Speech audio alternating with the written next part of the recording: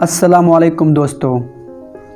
19ویں صدی میں جب دنیا کی دو بڑی طاقتیں برطانیہ اور روس سینٹرل ایشیا میں اپنے قدم جما چکی تھیں اور جب بر صغیر پر قابض برطانوی حکومت نے 1876 عیسوی کو کوئٹہ پر قبضہ کیا تو فرنگی حکومت نے سکھر سے قندھار تک ریلوے ٹریک بچھانے کا سوچا۔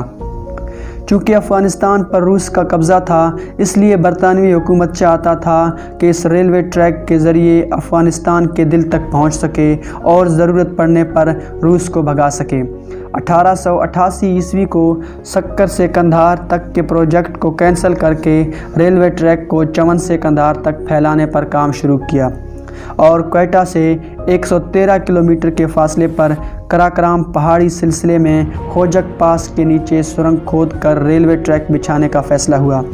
خوجک پاس کو اس سے پہلے صدیوں سے تاجروں، فوجیوں اور فاتحین نے گزرگاہ کے طور پر استعمال کیا۔ 14 اپریل 1888 کو خوجک پاس کے نیچے سرنگ کی کھدائی کا کام شروع ہوا۔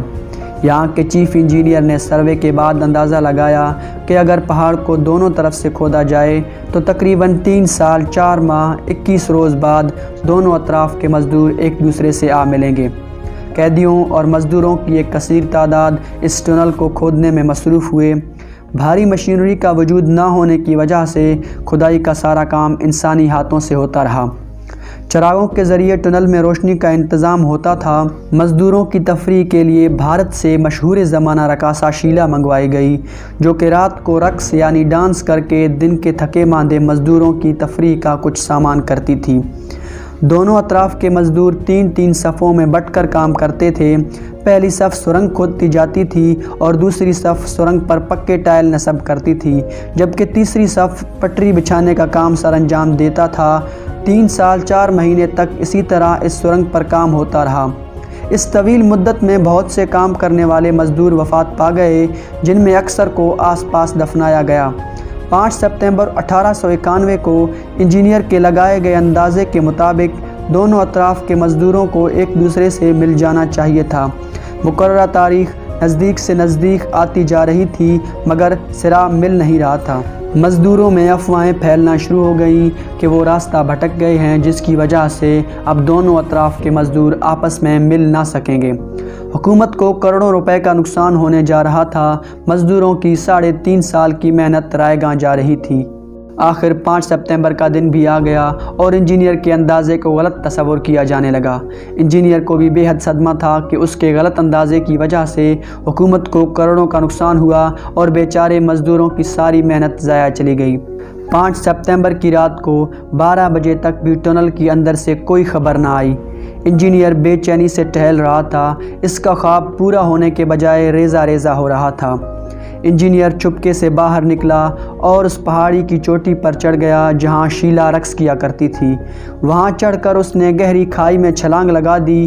اس وقت رات کو بھی سرنگ کا کام چل رہا تھا۔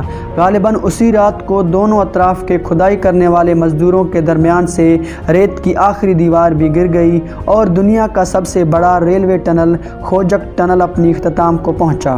دونوں اطراف کے مزدور ایک دوسرے سے گلے ملے اور خوشی سے چیختے چلاتے نعرے لگاتے باہر کی جانب دوڑے۔ انجینئر کو خوشخبری سنانی تھی۔ ہر طرف جشن کا سما بنا ہوا تھا، مگر انجینئر کی کچھ خبر نہ تھی۔ اور صبح کھائی سے ایک لاش ملی۔ تصدیق کرنے پر معلوم ہوا کہ یہ وہی انجینئر تھا جس نے دنیا کے سب سے بڑے ریلوے ٹنل کا سروے کیا تھا، مگر افسوس اپنی کامیابی دیکھے بغیر اپنی آنکھیں بند کر چکا تھا۔ خوجک ٹنل کو بعد میں اسی رقاصہ شیلا کے نام پر موسوم کیا جانے لگا اور آج بھی شیلا باغ کے نام سے مشہور ہے۔ تعمیر کے وقت اس ٹنل کے درمیان میں ایک آٹومیٹک بیل لگا دیا گیا تھا۔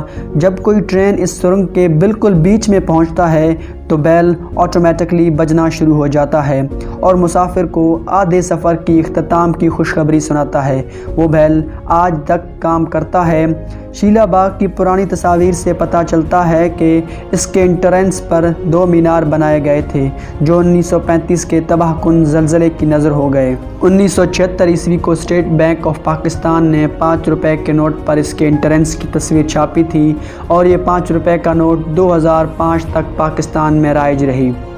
دوستو، یہ تھی پاکستان کے سب سے بڑے ریلوے ٹنل شیلا باغ کی مکمل کہانی۔ اور اسی طرح کی مزید انفارمیٹیو ویڈیوز دیکھنے کے لیے ہمارے چینل کو سبسکرائب کریں اور بیل آئیکن کو ضرور دبائیں۔